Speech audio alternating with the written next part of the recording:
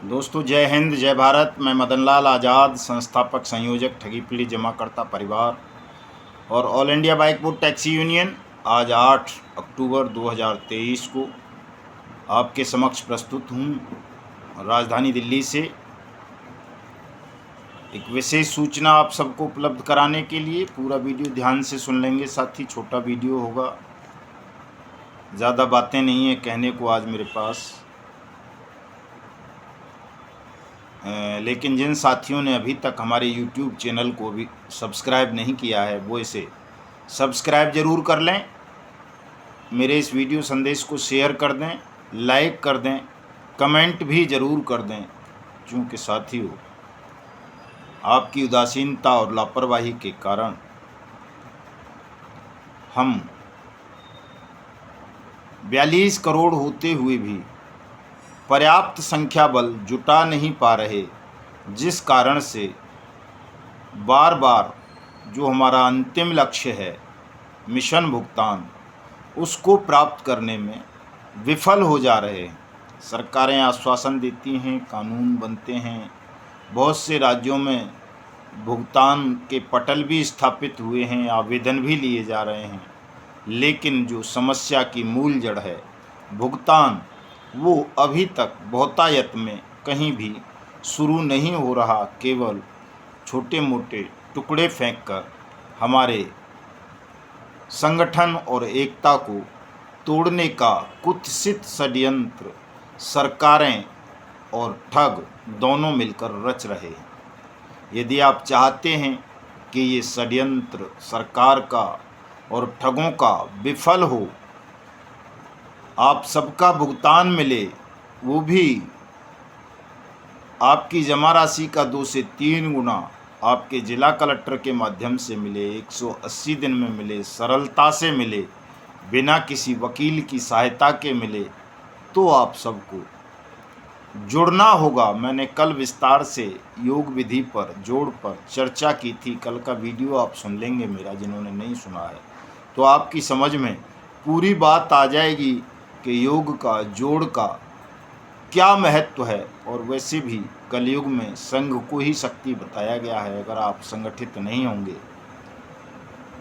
एकता अपने मध्य स्थापित नहीं करेंगे, तो निश्चित रूप से आपको बार बार पराजय का सामना करना पड़ेगा। इसलिए दोस्तों, यदि आप जीतना चाहते हैं, अपनी परिश्रम से प्राप्त पूंजी को जल्दी से जल्दी वापस लेना चाहते हैं, तो आपको जुड़ना पड़ेगा, संगठन को मजबूत करना पड़ेगा और साथ साथ अपने अपने भुगतान के आवेदन अनियमित जमा योजनाएं पाबंदी कानून 2019 के अंतर्गत आपको अपने अपने ज़िले में जो भुगतान पटल खुले हैं वहां देने होंगे। अगर कहीं भुगतान पटलों की स्थापना नहीं हुई है तो आप डाक से अपने जिला कलेक्टर को, अपने राज्य के मुख्यमंत्री को और प्रधानमंत्री को ये आवेदन भेज सकते हैं।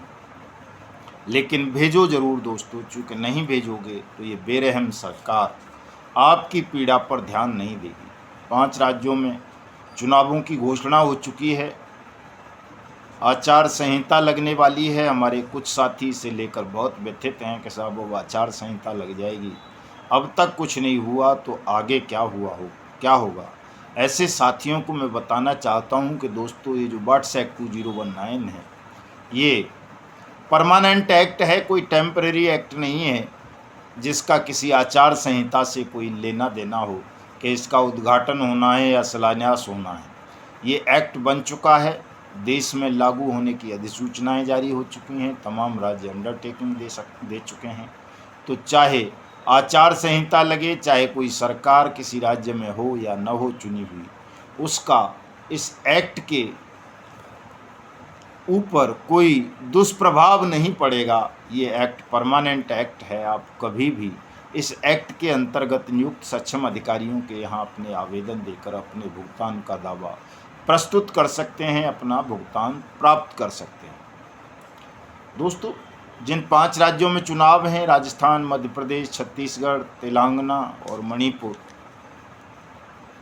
इसके बाद जिन राज्यों में होंगे और जो आम चुनाव होने हैं लोकसभा के अगले साल, उन सब के लिए हमारी रणनीति ओपन है, तय है। हमें मतदान का बहिष्कार करना है। कुछ साथी मतदान के बहिष्कार को नोटा समझ लेते हैं। मैं उन्हें क्लियर कर दूं कि नोटा से हमारे संगठन का, हमारे मिशन का कोई लेना देना नहीं है। हमें मतदान का संपूर्ण बहिष्कार करना है। हमें मतदान केंद्रों तक नहीं जाना।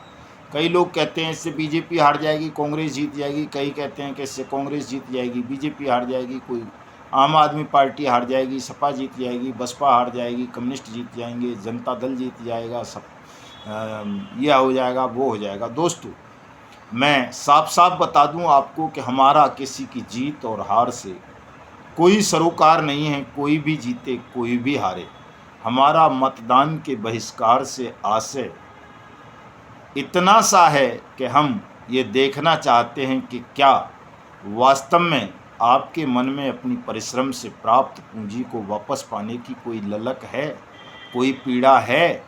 अगर ललक है, पीड़ा है और आपने 10% भी मतदान का रेशियो गिरा दिया, 10% भी कम मतदान हुआ आपके बहिष्कार के कारण, तो आने वाली सरकार किसी की भी हो दोस्तों, चाहे वो कांग्रेस की बने, बीजेपी की बने या काले चोर की बने, उसके मन में आपके इस मतदान के बहिष्कार का भय पैदा होगा। वो आपका भुगतान तत्परता से, संवेदनशीलता के साथ, ईमानदारी के साथ करेगी। क्योंकि संगठन में शक्ति है दोस्तों, और किसी चीज़ में शक्ति नहीं है। कई लोग चुनाव लड़ने की बात करते हैं, कई लोग कुछ करते हैं, कई लोग कुछ करते हैं, कई लोग नोटा की बात करते हैं। दोस्तों, नोटा पे आप वोट डालने जाओगे, बटन दबाओगे ईवीएम का, तो वो आपके हिस्से में काउंट नहीं होगा। उससे आपकी ताकत कहीं भी पता नहीं चलेगी। आपकी ताकत सरकार को तब पता चलेगी, चुनाव आयोग को, जिला अधिकारियों को, निर्वाचन अधिकारियों को, जब आप मतदान का संपूर्ण बहिष्कार करेंगे और मत प्रतिशत को गिरा देंगे। नोटा पे जाओगे तो नोटा वालों का अलग मिशन है, अलग विषय है, उससे तो नोटा का पता चलेगा। आपका थोड़ा ही पता चलेगा कि ठगी पीड़ितों का भी कोई संगठन है जो मतदान का संपूर्ण बहिष्कार करने की बात कर रहा है। इसलिए आपको मतदान का संपूर्ण बहिष्कार करना है। हालांकि ये बड़ा कठिन निर्णय है दोस्तों। हमारा भी हृदय ऐसे कठोर निर्णय और कठिन निर्णय लेने में कांपता है कि चूँकि हम लोकतांत्रिक देश में रह रहे हैं, लोकतंत्र है हमारे यहाँ, हमारी वोट से सरकारें बनती बिगड़ती हैं, और हम मतदान के बहिष्कार की बात कर रहे हैं जो लोकतंत्र का पहला आधार है, बुनियाद है। हम उसी के बहिष्कार की बात कर रहे हैं, तो कहीं ना कहीं इससे लोकतंत्र की जो भावना है उसको ठेस लगती है। लेकिन दोस्तों, इसके अलावा अन्य कोई विकल्प भी नहीं है आप सबको न्याय दिलाने का, सत्य, न्याय और कानून की रक्षा करने का। हमारे पास यही एकमात्र विकल्प रह गया है कि हम मतदान का बहिष्कार कर दें। चूँकि जिसको भी आप अपना वोट देंगे वो चोर होगा या ठग होगा या डकैत होगा, इन तीन के अलावा और कोई नहीं होगा। आपको अपना वोट इन तीनों को ही देना है। तो हम इन तीनों का ही बहिष्कार करते हैं, यानी समस्त दलों का बहिष्कार करते हैं, पूरे मतदान का बहिष्कार करते हैं। ये कठोर निर्णय इसी वजह से हमने लिया है ताकि आप सबको जल्दी से जल्दी न्याय मिले। आपकी पीड़ा का शासन में बैठे हुए लोगों को एहसास हो, चूँकि उन्हें एहसास नहीं है, चाहे भारतीय जनता पार्टी हो, कांग्रेस हो, आम आदमी पार्टी हो, जनता दल हो, सपा हो, बसपा हो, लोकदल हो, कम्युनिस्ट हो, कोई और हो, कोई भी ठगी पीड़ितों के मामले पर मुंह खोलने को तैयार नहीं है। पॉलिटिकल पार्टीज़ तो छोड़िए, जो मेन स्ट्रीम का मीडिया है वो भी आपकी बात सुनने को या करने को तैयार नहीं है। इसलिए हम उसके बहिष्कार की भी अपील करते हैं कि आप मीडिया का भी बहिष्कार करें, टीवी चैनल्स को देखना बंद करें, न्यूज़पेपर्स को खरीदना बंद करें, ताकि इनको एहसास हो देश के 42 करोड़ ठगी पीड़ित जमाकर्ता परिवारों की पीड़ा का। दोस्तों, एक और कठोर निर्णय आज हमको लेना पड़ा है, वो बता देना भी ज़रूरी है। हमारे संगठन के राष्ट्रीय महामंत्री रमेश सिंह जी हमारी लाइन से हटकर एक अलग लाइन पर जा रहे हैं। काफ़ी दिनों से वो 2 अक्टूबर के कार्यक्रम में भी नहीं आए, जो हमारे लिए जीवन और मरण का प्रश्न था, और कुछ साथी और उनका समर्थन करते हैं। उनकी इच्छा है कि वो हाई कोर्ट में अभिकर्ताओं की सुरक्षा के लिए कोई याचिका फाइल करें।